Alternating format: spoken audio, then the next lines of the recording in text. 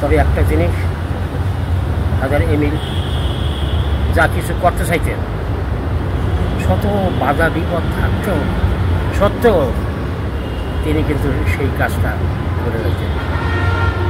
তাই কাজেই আমি যখন শুনছি যে ফাদার এমিল নাই, মারা গেছে, আমার খুব কষ্ট লাগছে। ফাদার এমিল আমার আধ্যাত্মিক গুরু ছিল না, আমার বন্ধু হিসেবেও ছিল। আমার দুঃখ, আমার কষ্ট যাই কিছু হোক না কেন, তিনি আমার সাথে শেয়ার করতেন। আমার মুখটা কোনো সময় একটু কালো যাতে পারে, আমাকে জিজ্ঞাসা করছেন যে রবার্ট কী ব্যাপার, আপনার এত মৌলিন কেন, আপনার কী হয়েছে?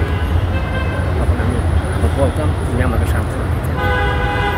সত্যি তাকে আমি বলতে পারবো না, আমার জন্য সে অনেক কিছু করেছে। আমিও যতটুকু পারছি তার কথা মতো আমি কাজ করে গেছি। আমার পরিচয় হ্যাঁ। নরবার্ট গোমেজ।